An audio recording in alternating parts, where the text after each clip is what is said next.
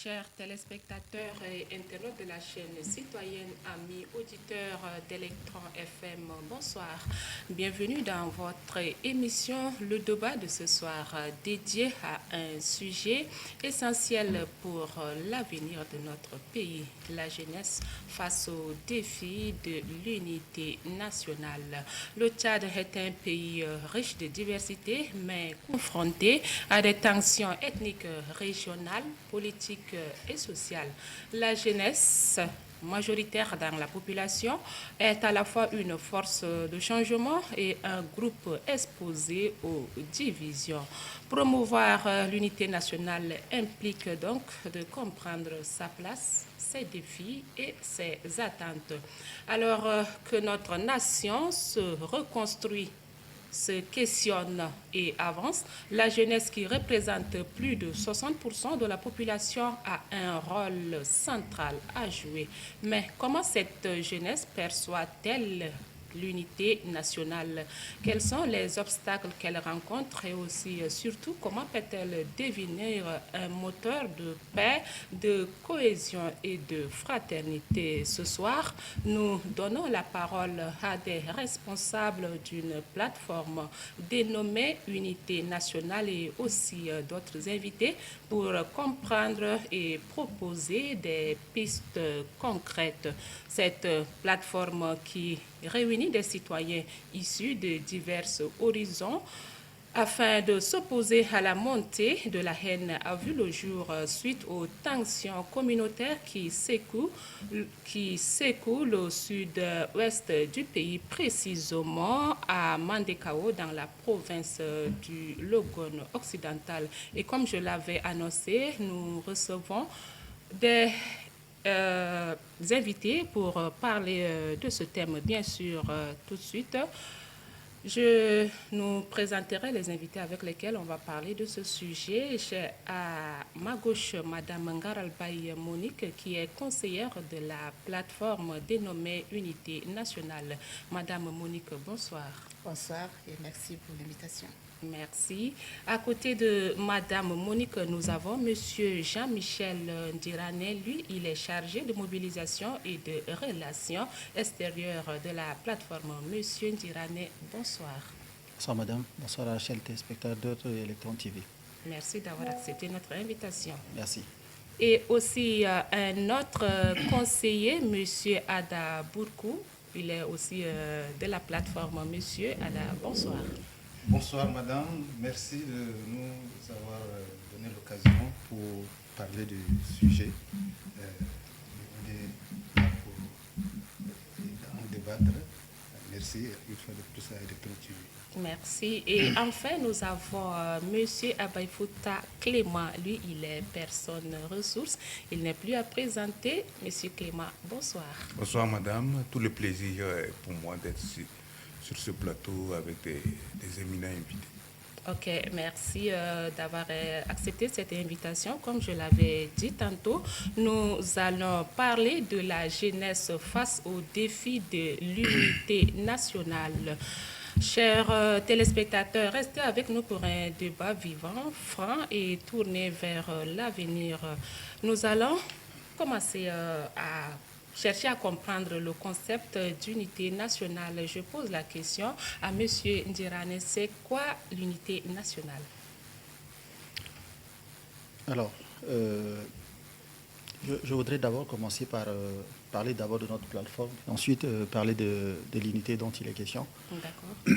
Alors, il y a beaucoup de gens qui pourront se permettre de se poser la question pourquoi, malgré qu'il y a des tueries, il y a eu des tueries dans le Tchad pendant tout ce temps, et pourquoi il n'y a que maintenant que on a l'impression qu'il y a un sursaut national pour que cette plateforme se constitue.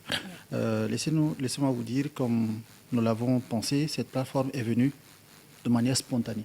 Rien n'a été préparé, c'est venu de manière spontanée. Nous nous sommes rendus compte qu'il y a un mort de trop. Il y a un mort de trop et il fallait que ça s'arrête en fait. Donc, des parlementaires, des journalistes, des femmes d'affaires, des commerçants, des jeunes venus de tous les horizons. Référez-vous au point de presse que nous avons fait la dernière fois. Tout le monde a parlé dans sa langue, naturellement, ou dans sa langue maternelle. Donc, nous nous sommes rendus compte qu'il y a un travail à faire. Donc nous nous sommes levés promptement et nous avons décidé de la mise en place de cette plateforme.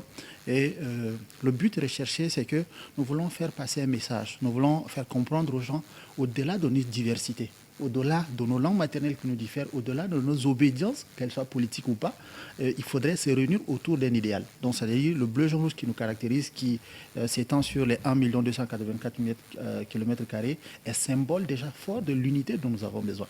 Donc, je vais en dire ça pour cette première question, pour m'arrêter là, et puis ensuite, nous allons le développer un peu plus tard. D'accord, Madame Monique, vous avez quelque chose à ajouter?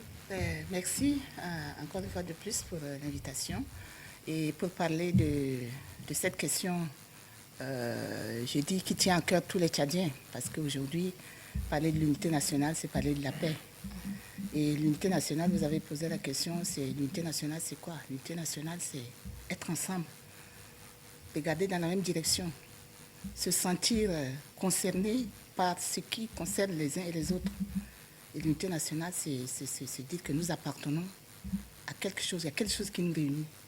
Et nous, ce qui nous réunit, c'est le Tchad. C'est 1 284 000 carrés que Dieu nous a donné. Et donc, tous les êtres humains qui sont dans cet espace doivent se sentir ensemble, doivent se sentir concernés les uns les autres. Donc, pour nous, c'est cela.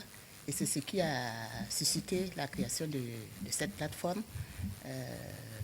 Mon fils Djerané l'a dit, c'est vraiment d'une manière spontanée. Et vous allez retrouver dans cette plateforme une diversité de personnalités et qui se sont dit, mais qu'est-ce qui se passe? Pourquoi ce regain de haine? On assiste à un discours vraiment de haine. Et on s'est dit, mais c'est des vieux démons qui sont en train de se réveiller.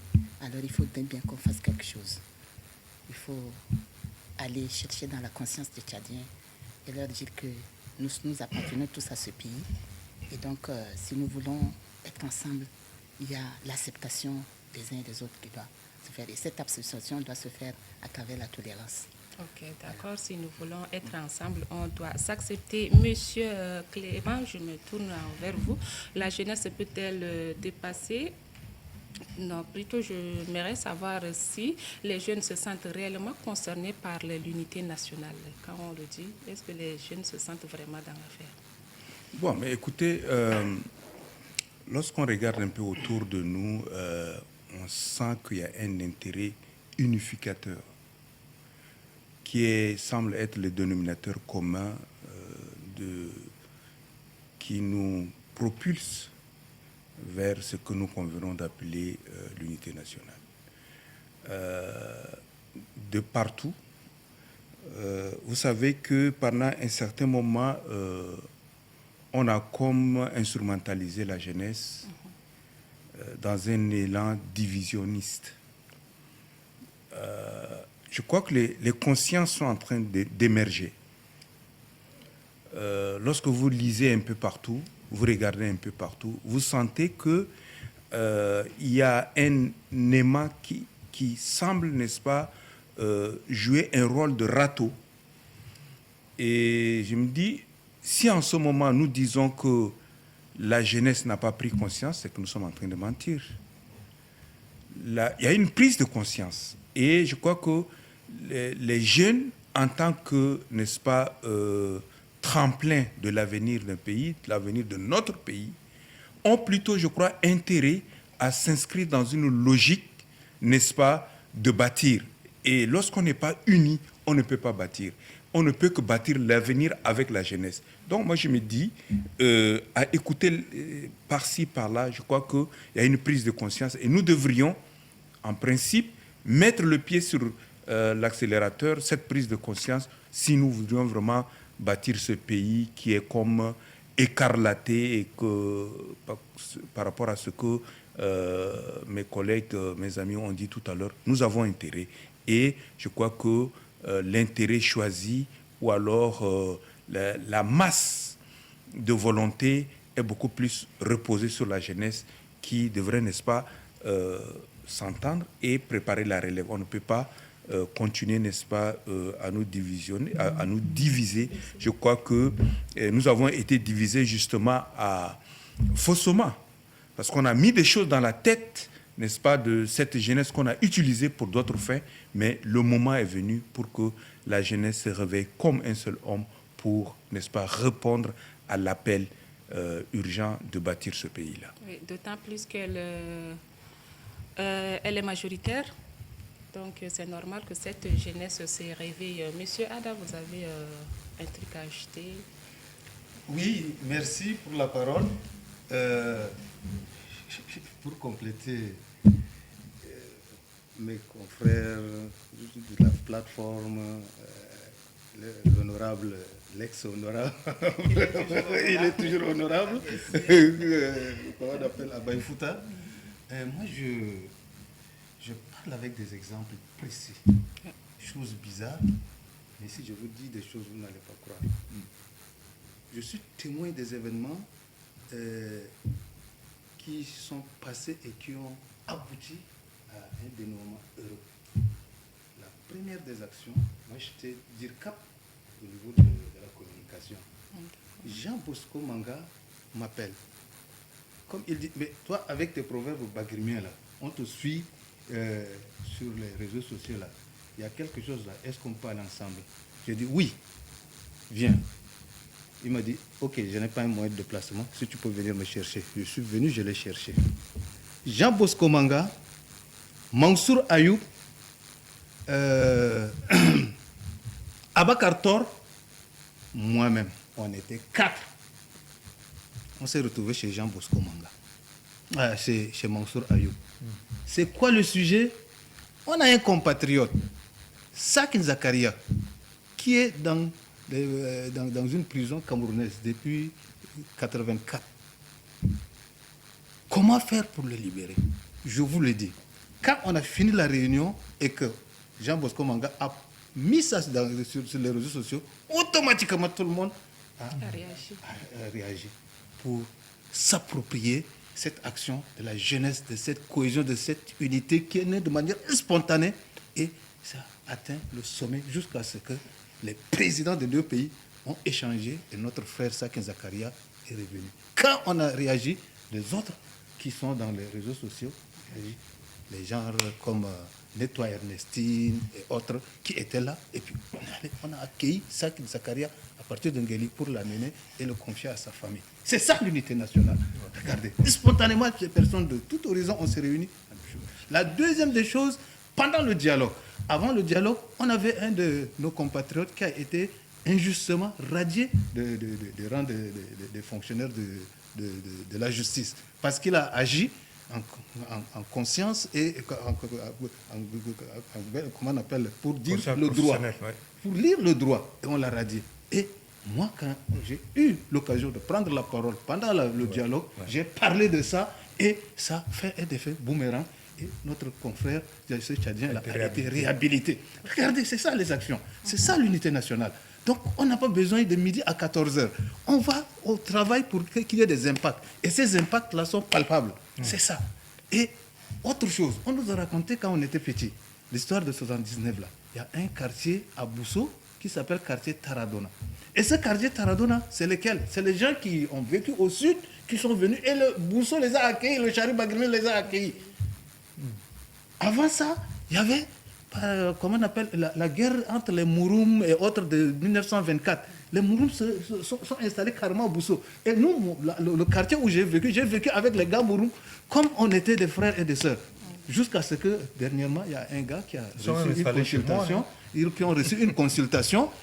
Quand il m'a vu, il a dit, mais ça c'est un frère. Je ne vais pas prendre quelqu'un d'autre pour m'accompagner sur le terrain. Ouais. Et on a vécu, on a comment on appelle, on a fait la tournée ensemble. On est allé au sud, on est à l'ouest, on est allé au centre. On a fait ce travail. C'est ça l'unité nationale. On n'a pas besoin de quoi que ce soit. Donc, si la personne avec qui vous échangez ou la personne avec qui, comment on appelle, vous pensez ensemble, c'est ça qui conduit à mettre les bonnes actions et à vous unir et à faire que c'est que quand on vous voit ce monsieur en djalabière ou en taguier et ce monsieur en veste ou en costume qui est là, ils s'entendent et ça donne un exemple pour que les autres suivent cet exemple. Donc, pour ne pas monopoliser la parole, Ok, je veux dire que d'accord. nous avons des cas d'exemple et des cas d'école pour dire que l'unité existe et la jeunesse qui est là, si elle prend Vraiment conscience, concernée. comme nous on est en train de le faire, Ouais. ça va aller dans le bon sens. D'accord. En un seul mot, cette jeunesse est vraiment concernée par l'unité nationale. Comme vous l'avez donné des exemples, ils réagissent quand il s'agit de réagir, ils sont là. Monsieur Clément, je me tourne vers vous. Quels sont les facteurs qui menacent ou fragilisent l'unité nationale dans notre contexte actuel? Il faut dire que le tissu social est désagrégé parce que justement les politiques ont pensé régler tous les problèmes de la société avec justement un intérêt partisan. Vous voyez que partout ailleurs, là où la politique se mêle, j'ai dit tout se gâte plutôt. Si on avait seulement dit la vérité, si on avait seulement prêché, j'allais dire, le nationalisme, le patriotisme, l'amour pour le pays, au sortir des indépendances, si on avait prêché, n'est-ce pas, cette unité, on avait travaillé à l'unité, je crois qu'on n'en serait pas là. Justement parce que, comme je le disais tout à l'heure, on a mis dans la tête des gens que le type habillé en grand boubou, en djellabé, n'est pas ton frère. Le type qui ne va pas à la mosquée n'est pas ton frère. Le type qui est au sud n'est pas ton frère. Donc pendant longtemps, on a attisé, n'est-ce pas, cette division pour des fins politiques, pour exploiter, n'est-ce pas, les gens, pour maintenir les gens dans leur carcan afin de profiter politiquement et maintenir le pays, n'est-ce pas, dans ce carcan, n'est-ce pas, individualiste, dans ce carcan divisionniste. Moi, je crois cette prise de conscience, nous devrions, n'est-ce pas, la valoriser. Cette prise de conscience, je crois que c'est un trésor que nous devrions l'exploiter avec sagesse et avec beaucoup d'enthousiasme, parce que ce pays, comme les hommes politiques aiment à le dire, ce pays vient de très loin. Mais c'est parce qu'on a voulu que ce pays vienne de très loin. Maintenant, il faudrait que nous utilisions le mortier, nous utilisions, n'est-ce pas, la trouelle pour reconstruire ce pays-là.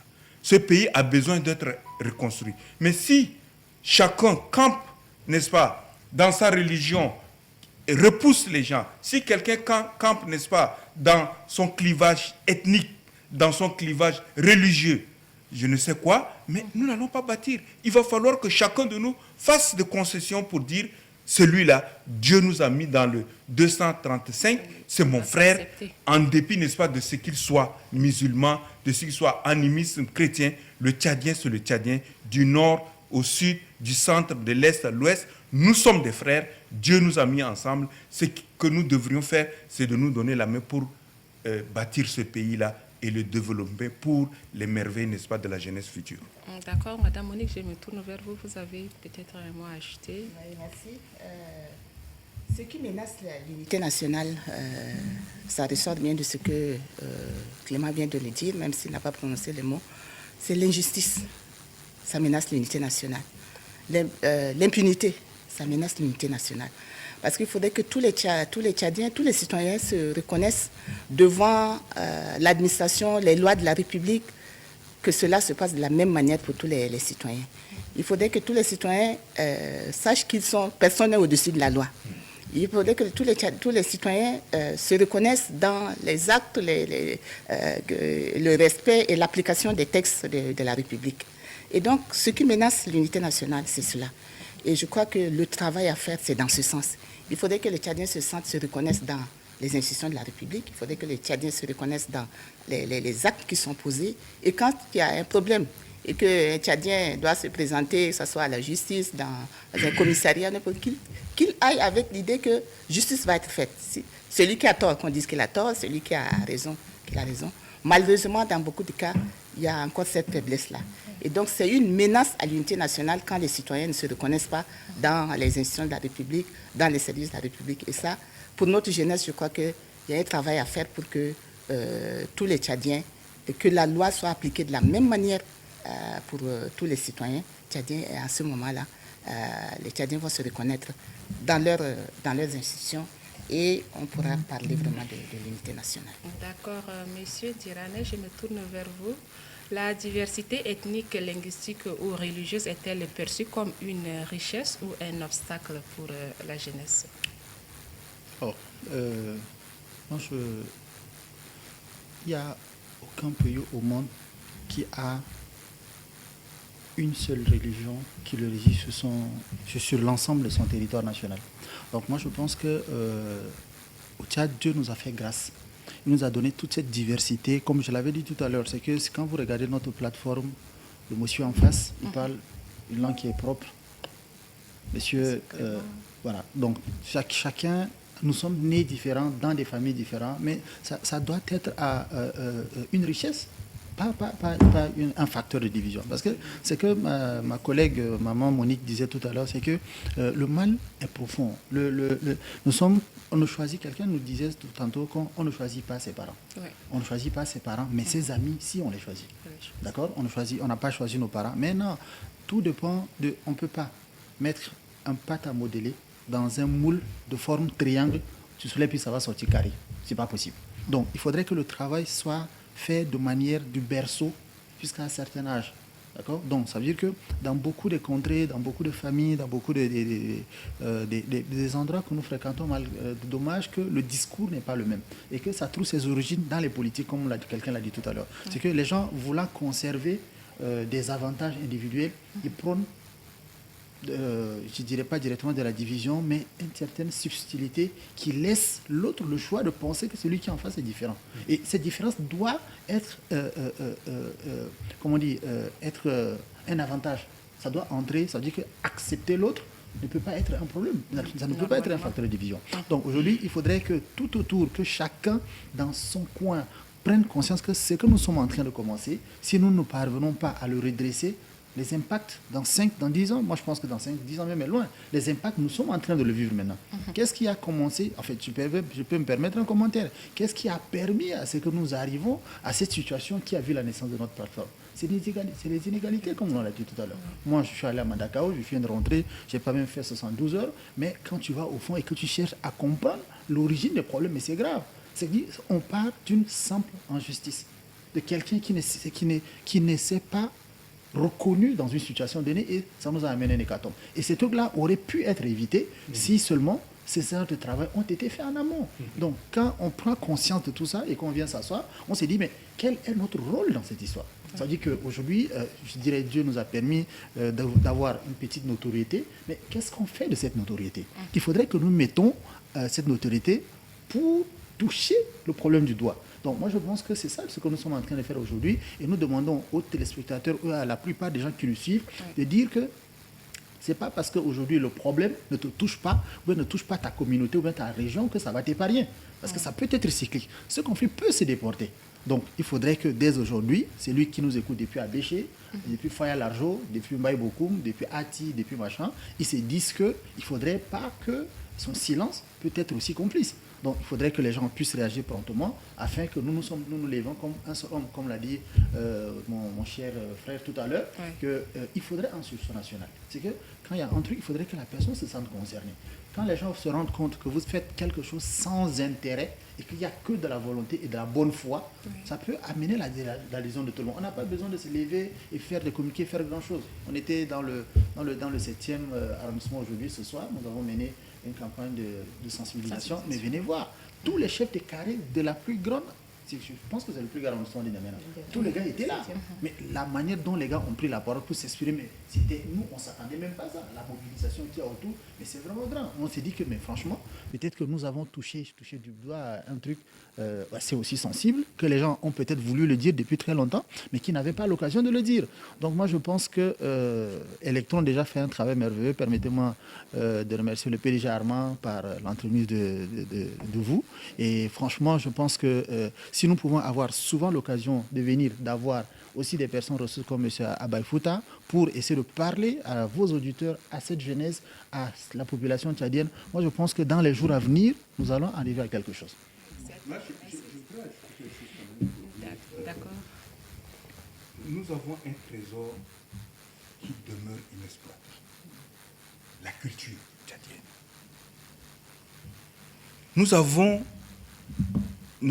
Je dis que la jeunesse a intérêt de faire ce que nous, on n'a pas eu l'opportunité de le faire, de valoriser, n'est-ce pas, notre culture, notre tradition. Vous allez ailleurs, la culture se vend. Et comme quelqu'un l'a dit tout à l'heure, nous sommes l'un des seuls pays qui a 1000 et quelques, n'est-ce pas, dialectes ou langues. Mais ça, je crois que c'est un trésor, c'est un levier culturel qui nous permet dernièrement, les Tchadais, d'aller valoriser, n'est-ce pas, notre culture au Burkina. Voyez-vous? Donc la culture, je crois que c'est un outil, c'est un trésor que nous pouvons dire, mais il faudrait que la jeunesse s'en approprie pour, n'est-ce pas, puisqu'on dit que le Tchadien ne connaît que les clashs. Non, le Tchadien, au-delà de clash, le Tchadien fait plein de choses à travers sa culture, à travers sa civilisation, à travers, n'est-ce pas, son vivre ensemble. Donc le Tchadien est capable de faire autant que ces pays qui nous font rêver, je crois. Ok, merci. Monsieur Ada, alors comment la jeunesse peut-elle dépasser les clivages identitaires pour bâtir une nation unie? C'est l'engagement de chacun de nous. L'engagement de chacun de nous est l'appropriation des bonnes choses, des bonnes mœurs. Comme il a dit, la culture, ainsi de suite. Je donne un exemple très simple. Le sida qui nous tue, là, a commencé par quoi? Par des milliers de personnes? Par une seule personne. Et là où nous sommes là, dans chaque famille, que ce soit directement ou indirectement, nous avons subi ça. Pourquoi les bonnes actions comme la paix, comme la justice, comme le vivre ensemble, on ne peut pas inculquer ça aux gens? Si on commence, nous avons la volonté, ça va aussi atteindre le Tchad exactement comme ça. Comme je parle toujours avec des exemples, je vais vous dire, on s'est retrouvé au Maroc avec un compatriote. Il est sudiste. Moi, Dieu merci, je parle le Sahara, le Ngambay, comme un Ngambay. Ah bon? Si je le parle comme un Ngambay. Alors, quand on s'est retrouvé là-bas, je vous le dis, il ne peut pas sortir sans que moi je sois à ses côtés. Même si moi je suis occupé, bien que nous ne soyons pas dans le même séminaire, lui, il peut finir avant tout ça, mais il attend à ce que je sois. Regardez, c'est ça. Si on s'accepte, on dit que ça c'est un frère, ça c'est Dieu a fait, comme vous avez dit. On a toujours dit que les Tchadiens, quand ils se retrouvent à l'extérieur, le Tchadien de l'étranger est particulier. Le Tchadien de l'étranger, il est particulier. Les étudiants et tout ça, quand ils sont mais nous, quand on est revenu au pays, on continue par se fréquenter, par s'appeler. Donc c'est comme ça, il faudrait que quand il y a des bonnes choses, qu'on essaye de le multiplier, de s'approprier et d'inculquer ça aux autres. Moi, j'estime que les parents ont un rôle à jouer. Quelqu'un l'a dit tout à l'heure. Nous devrions commencer à inculquer à nos enfants dès leur bas âge. Vous savez, entre-temps, moi, je pouvais valablement corriger l'enfant de mon voisin parce qu'il a fauté. Mais de nos jours, tu corriges l'enfant de ton voisin, mais ça devient un problème. Parce que justement, nous sommes en train de transphaser des choses qui ne nous unissent pas.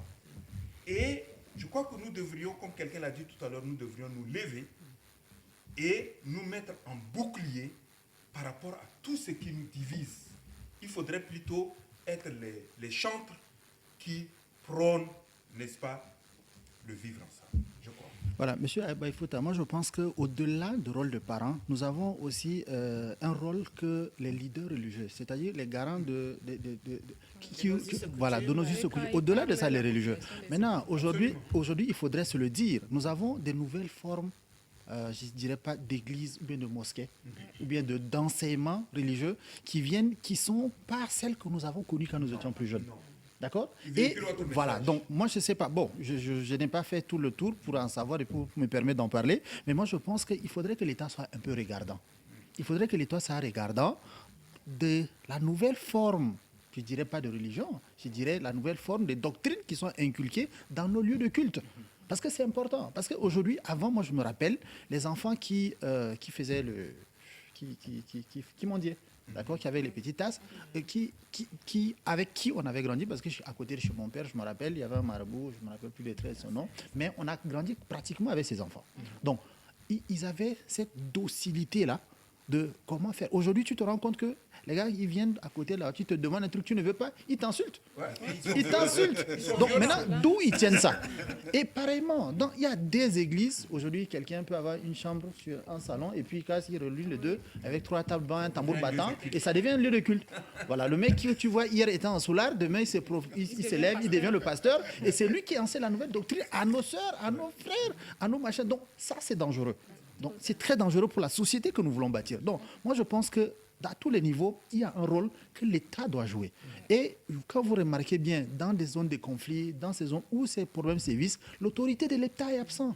L'autorité de l'État est absente. Ou bien quelquefois, les gens qu'on envoie là-bas pour administrer, les administrateurs qu'on nous envoie là-bas, ce sont des gens qui viennent, ils dictent leurs lois. Quand tu es administrateur civil et qu'on t'envoie dans un contrée pour administrer, il faudrait que tu sois au-delà de la justice, au-delà de l'égalité. Il faudrait un certain nombre d'équités pour permettre à ce que pendant qu'il y a un conflit, il ne faudrait pas que le monsieur qui vient, s'il est chrétien, il ne prend pas part par rapport à sa confession religieuse.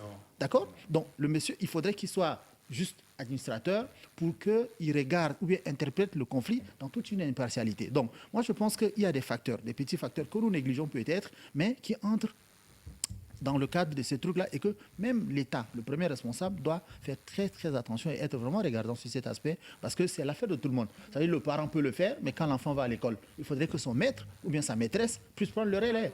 Quand il rentre, le monsieur qui vient le répéter à la maison, il prend le relais. Le chauffeur avec qui il passe le temps, les 30-15 minutes dans la voiture avant de venir à la maison, il joue un rôle aussi dans son éducation.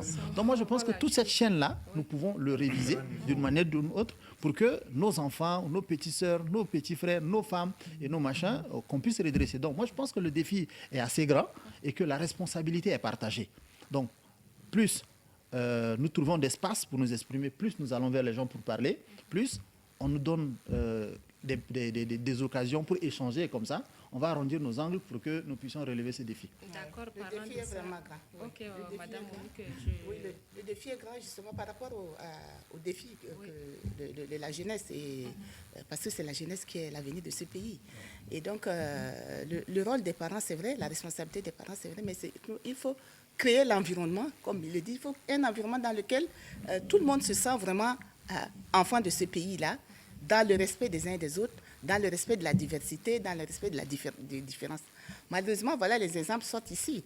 Hein, les enfants maghrébins, par exemple, avant où c'était...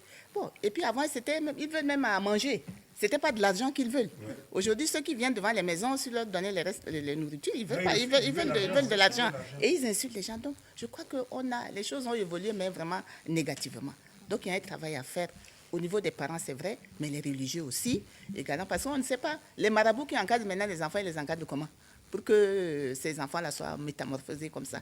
Donc, il y a un travail à faire à différents niveaux. Et l'autorité de l'État, en parlant tout à l'heure des administrateurs. Hein. Donc, il faudrait bien mettre des administrateurs à la hauteur aussi de la tâche, et pour que l'autorité de l'État règne. Parce que ceux qui vont, par moment, peut-être qu'ils sont là pour faire autre chose que le travail, la mission pour laquelle on les a envoyés là-bas.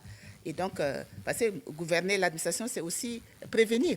Hein, parce qu'on se demande pourquoi des situations comme les communautés qui se rendent dedans, que ce soit même les conflits éleveurs agriculteurs.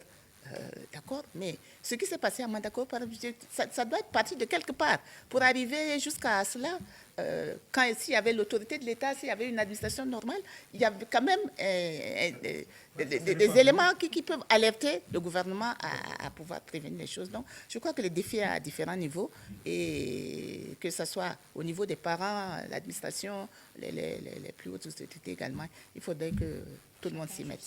Voilà. D'accord. Alors, monsieur Clément, pensez-vous que le sentiment d'exclusion ou d'injustice sociale peut-il alimenter un rejet de l'unité nationale chez les jeunes? Non, mais ça crée plutôt des dérives, hein. Même un grand fossé entre, n'est-ce pas, les composantes, n'est-ce pas, de la société. Lorsqu'on se dit qu'on est nanti, qu'on est intelligent, même quand on est cancre, on dit qu'on est intelligent plus par rapport aux autres. Quand le terme autre arrive, je vois que ça crée, n'est-ce pas, une vallée entre nous. Et on ne peut pas bâtir, n'est-ce pas, à partir des vallées. S'il y a plusieurs vallées dans notre société, s'il y a plusieurs, prenons le 7e arrondissement, s'il y a plusieurs vallées, plusieurs divisions, plusieurs, n'est-ce pas, clivages, mais comment est-ce que nous allons parler au nom de cette société? Voyez, nous allons nous positionner comment pour parler de cette société que nous avons œuvré pour divisionner. Voyez-vous? Donc moi je crois que nous avons beaucoup plutôt intérêt à baliser le terrain et à planter des arbres qui donneront de fruits, même si nous ne le mangeons pas, nous aurons planté des fruits, mais qui portent. Oui, moi je me dis, planter un arbre, c'est planter l'espoir. Travaillons pour l'espoir. Et l'espoir fera grandir notre société. L'espoir pourra, n'est-ce pas, nous unir. Parce que nous aurons aimé notre prochain. Nous aurons travaillé pour le rapprochement des uns des autres en dépit, n'est-ce pas, de nos différences. Moi, je crois.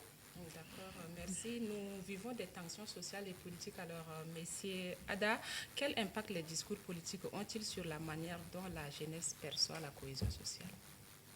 C'est l'objet de la plateforme. Vous savez combien d'âge a cette plateforme, madame? Vous ne le savez pas? 11 jours. Wow. 11 jours. Le samedi, ça, ça a été discuté.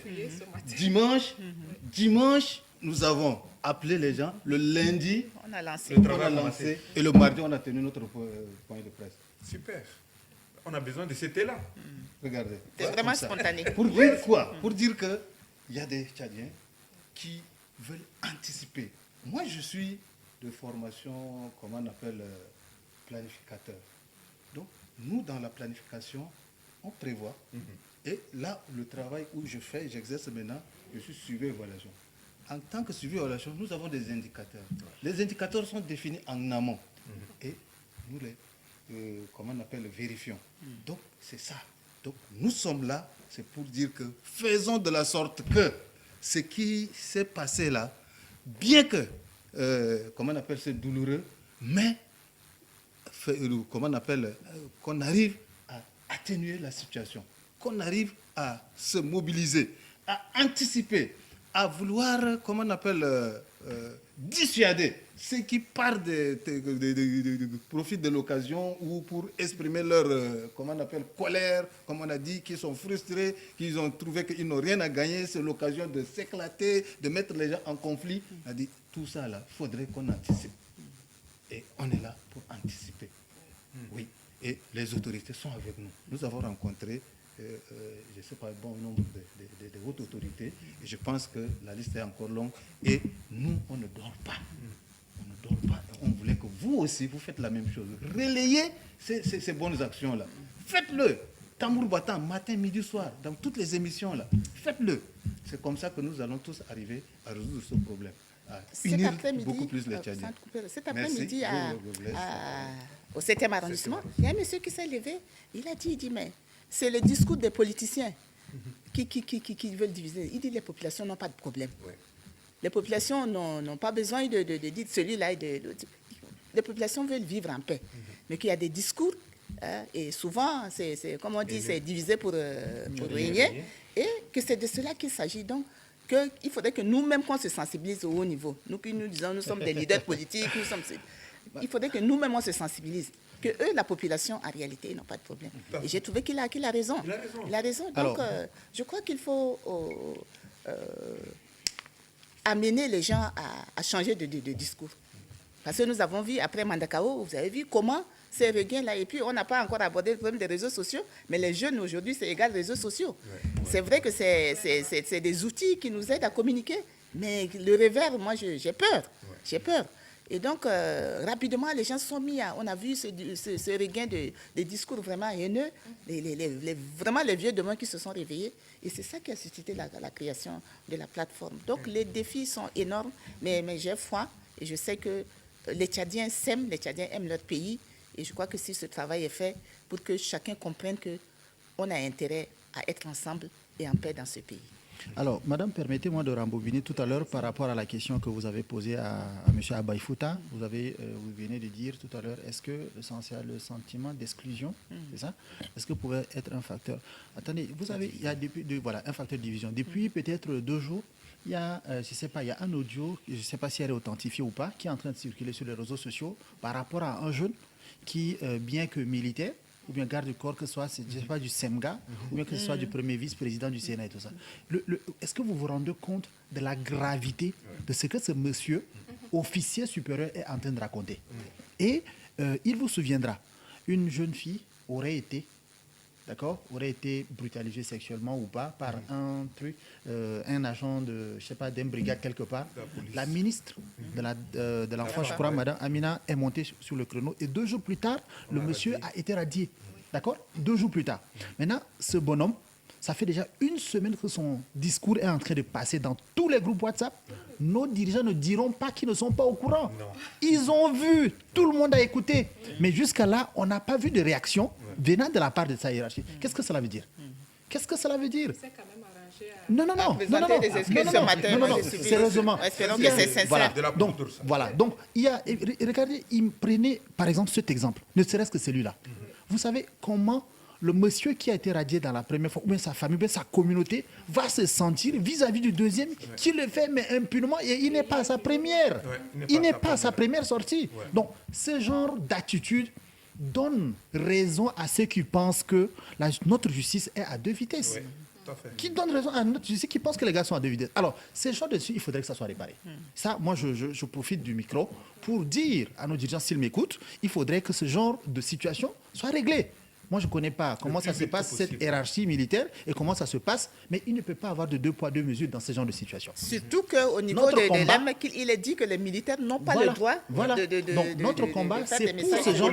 Voilà, notre combat, c'est pour ce genre d'injustice. Donc, s'ils ont pu faire pour, je ne me rappelle pas du premier, comment il s'appelle, mais du deuxième Faris, un truc comme ça, il faudrait aussi que ça soit fait pour que les gens qui se sont sentis indexés puissent trouver la sensation d'être écoutés. Parce qu'on est tous tchadiens, on a tous le droit, et que ça, il faudrait que ça se règle très rapidement. Donc, ça, c'est un exemple, mais vraiment patent, d'une situation d'injustice que vit une certaine communauté par rapport à d'autres et dont nos dirigeants sont témoins.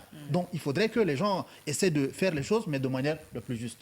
Donc, ça, c'est pour répondre à la première question. Maintenant, la deuxième question que vous avez posée tout à l'heure, c'est que on se rend compte aussi que au-delà de ce que nous, politiciens, parce qu'on est tous dedans, il faudrait que nous prenions conscience que l'intérêt national va au-delà de l'intérêt personnel.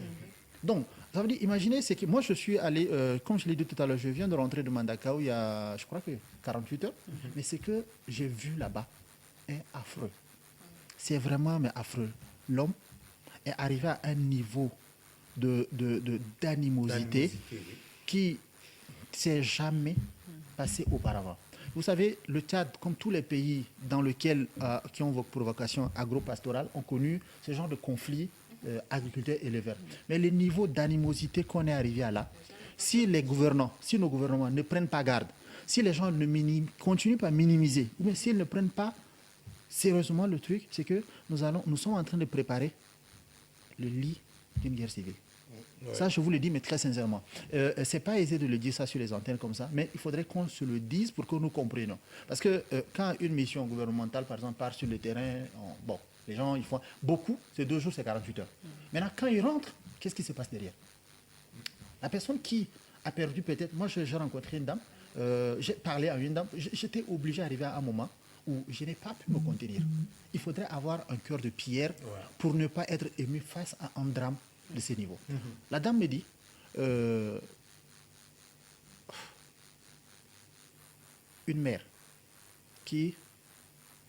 une dame qui vient s'arrêter devant un groupe d'hommes qui ne se rend même pas compte que le foulard avec lequel elle s'est couverte est en train de tomber, sa nudité est dehors en fait.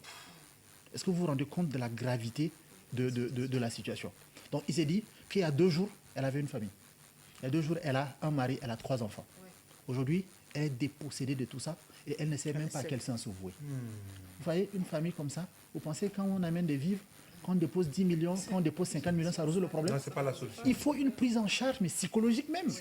Il faudrait, au-delà de ça, moi je pense que l'État doit même créer un comité par département qui sera chargé de régler ce genre de conflit. En amont d'abord d'anticiper, et au cas où ça arrive, il faudrait qu'une prise en charge soit faite de manière continue. Donc moi je pense que le problème est plus grave que ça, et c'est ancré dans nos sociétés, et la responsabilité, comme je l'ai dit tout à l'heure, elle est partagée. Donc il faudrait que les gars, nos dirigeants prennent ce problème à bras le corps, et que s'il y a des initiatives, s'il y a des gens qui se sentent concernés, qui ont pris conscience de la situation et qui proposent une alternative, moi je pense que c'est le moment de les utiliser. Comme en gamin on dit Ngonto Kagungal Tala Dula Dundine. D'accord? Oui, en gamin on dit ça comme ça. On dit Ngonto Kagungal Dula Dundine, c'est-à-dire que le jeune c'est comme si c'est une perche qu'on peut utiliser pour prendre un truc si c'est loin. Donc moi je pense que c'est une opportunité que nous offrons. Nous sommes apolitiques, comme l'a dit quelqu'un cet après-midi, mais nous nous sommes donné de la volonté. Nous nous sommes désignés, on ne s'est pas désigné, mais promptement on s'est levé comme un seul homme pour dire que nous avons une pierre de contribution que nous allons apporter pour solutionner le problème. Donc nous proposons des alternatives, et quand nous avons ce genre de micro pour parler, il faudrait que les gens nous écoutent. Parce que nous sommes allés sur le terrain, nous avons fait le constat, nous touchons le problème du doigt, et il faudrait que les gens nous facilitent l'écoute, ou bien qui nous donne, qui nous crée une brèche pour que nous puissions apporter, infime soit-il, notre modeste contribution pour permettre, pendant que nous endossons encore une responsabilité, ou bien nous avons une autorité de faire à ce que la chose avance. Donc c'est ça la plaidoirie que nous venons faire. D'accord. Nous n'avons pas besoin que les gens viennent nous donner des moyens, nous n'avons pas besoin qu'on vienne nous enrichir, mais nous avons besoin des espaces comme ça pour que tout un chacun nous partage et que les gens prennent conscience de la situation. D'accord, M. Dirané, le tas tire vers sa fin. Oui, pour le compléter, regardez, c'est les bonnes actions. Hier, vous avez invité quelques membres de la plateforme. Aujourd'hui, c'est nous. Peut-être demain, il y a d'autres. Regardez, c'est ça. Il faudrait que tout le monde fasse la même chose. Que tout le monde s'engage. C'est un engagement, c'est même un embarquement, comme disent les philosophes. Pas seulement engagé. Il a donné un exemple. Moi, avant de venir, je suivais la télé. Il y a un monsieur qui est parti en brousse avec ses animaux. Quand il est revenu, ni sa maman, ni son épouse, ni ses enfants, il est resté seul. Il est assis par terre. On l'a interrogé. Il est en train de parler. Regardez, quelqu'un comme ça, là, il faut une prise en charge psychologique. Il est prêt à tout. Qu'est-ce qu'il va faire? Si ce n'est pas Amandaka, ou même s'il trouve une autre personne en face de lui, là, il va dire que c'est ceux qui ont tué mes enfants, qui ont éliminé carrément ma famille. Donc, il faudrait que j'en fasse la même chose. Donc, c'est ça. Donc, essayons tous ensemble, comme je continue par le répéter, il faudrait qu'on soit unis et qu'on soit unis à jamais. D'accord. Oui. En faisant un tour de table par rapport à un message à adresser à la jeunesse pour qu'elle prenne conscience de sa responsabilité dans la construction d'une nation unie. Monsieur Clément, on commence par vous. Bon, moi, je crois que le message, il est appellatif. Le message est appellatif et on ne peut que le faire par la jeunesse. Parce que la jeunesse, c'est l'énergie, la jeunesse, c'est l'ambition, la jeunesse, n'est-ce pas, c'est le chaud et le maintenant. Donc, j'en appelle, n'est-ce pas, à la jeunesse, à la vraie jeunesse, parce qu'il y a aussi une fausse jeunesse qui est manipulée. La vraie jeunesse nationaliste, patriotiste, n'est-ce pas, de se lever comme un seul homme pour véhiculer le message d'unité, le message, n'est-ce pas, de vivre ensemble pour un Tchad meilleur. Merci, M. Ada. Merci. Il y a un exemple qui n'est pas bon à donner, mais je le dis quand même. Comme je l'ai dit tantôt, Dieu merci, par rapport comment on appelle, à ma jeunesse, je me suis frotté à beaucoup de communautés. Je parle de Sarah. Le 19 octobre, à la veille des événements du 20 octobre, j'avais un cousin qui était malade, on l'a opéré, mais comme avec la chaleur et autres, là, on lui a pris une chambre à Hôtel New. À Hôtel New, il logeait là. Moi, je finis le boulot, je viens avec lui, on prie ensemble avant que je continue ici à Gassi. On a pris ensemble autour de 20h, je suis sorti, j'ai pris ma voiture, il y avait coupure. À New, il y a un groupe, ils ont allumé le groupe, mais le siège de transformation, c'était noir. Les jeunes là étaient tous venus devant là. Je vous le dis, j'étais habillé, ça j'étais en capitaine, j'étais habillé en boubou, comme j'ai l'habitude de porter. J'aime porter le boubou, comme on me reconnaît dans ça aussi. Quand je voulais passer, les gens étaient là. J'ai descendu la vitre. J'étais habillé comme ça, même plus que ça. J'ai dit, gars, comme j'ai dit, je vous le dis. Ils m'ont laissé le passage. Ça a baissé les tensions. Je ne sais même pas ce qu'ils sont en train de se dire, les consignes qu'ils sont en train de se donner. Ce n'est pas ça mon problème. Moi, comme laisse passer, je vous dis, ils étaient dans le passage. Regardez, c'est ça. Ouais. Donc, ils ont en moi quelqu'un qui est le leur ou qui leur a parlé de la manière où ils voulaient. Ouais. Vous savez, c'est comme ça. Si j'étais un peu violent, j'ouvre le phare, et ainsi de suite, où je cherche, comme ça, ils vont dire, ah, ça c'est un agent, c'est un intrus. Automatiquement, les gens ils vont penser à ça. Mais quand j'ai parlé calmement, j'ai descendu la vitre, je leur ai parlé. Donc c'est aussi un comportement. Vous voulez que la personne se comporte bien envers vous, comportez-vous également de la même manière. Okay. Merci. Monsieur Dirané, je viens à vous. Votre message de fin. Alors, le message de... Moi, je pense que le travail à faire est immense. Le travail à faire est immense et à tous les niveaux, comme nous l'avons dit. Maintenant qu'il y a un cadre et maintenant qu'il y a une volonté, la roue, elle est créée. On n'a pas besoin d'inventer notre roue. Que toute personne qui nous écoute, que ce soit sur les réseaux sociaux, parce que vous diffusez aussi sur les réseaux sociaux, sur les ondes des radios, que ce soit à la télé, on va laisser des numéros ici. Et notre plateforme, elle est vraiment ouverte. Nous avons besoin de tout le monde et nous ambitionnons faire le même travail que nous sommes en train de faire dans tous les 23 provinces. D'accord ? Nous ambitionnons le faire dans tous les 23 provinces. Vous pouvez dire le numéro, comme ça on va l'afficher à l'écran. Oui, on va... Alors, mon numéro. Okay. Comme tu es chargé des relations extérieures. Je suis chargé des relations extérieures. Mon numéro, c'est le 66 21 73 63. Ça, c'est le WhatsApp. Il est ouvert. Donc, nous avons pris ce WhatsApp pour... Voilà. 66 plus 235 66 21 73 63. Donc, toute personne, qu'elle soit de la diaspora, qu'elle soit d'ici ou d'ailleurs, pour toute personne, quelle que soit la forme de la contribution que la personne voudra apporter, qu'elle soit morale, qu'elle soit physique, qu'elle soit machin, nous l'accueillons, nous le mettons dans la plateforme. Il y a une coordination, il y a un plan d'action qui est établi, nous allons le faire, de manière à ce que ce travail puisse impacter tous. On a besoin de tout le monde. Avocat, pas avocat, orange, banane, machin, bon, c'est pour blaguer. Alors, toute corporation, nous le prenons. D'accord ? Okay, voilà. Merci beaucoup. Ok, merci. Je crois que la jeunesse a toute sa partition à prendre parce que l'avenir du pays, c'est eux. Oui. Et donc, moi, je m'adresse aux jeunes. Ne vous laissez pas tirailler, ne vous laissez pas entraîner dans les discours de haine. Parce que c'est ce qu'on a constaté ces derniers jours. C'est les jeunes qui sont sur les réseaux sociaux et c'est les jeunes qui envoient des messages. Donc, l'avenir du Tchad, c'est vous, mais cet avenir ne doit pas se faire dans la violence. Même s'il y a injustice, même s'il y a des difficultés, je crois que ce n'est pas dans la violence, ce n'est pas avec ces discours de haine que nous allons régler le problème. Donc je crois qu'on a besoin de la paix dans ce pays, on a besoin de la cohésion sociale pour le développement de notre pays, parce que l'avenir du pays, c'est les jeunesses. Donc cette jeunesse-là ne doit pas se laisser entraîner dans les discours de haine. Voilà, arrivé à la fin de cette émission, on a parlé de la jeunesse face aux défis de l'unité nationale.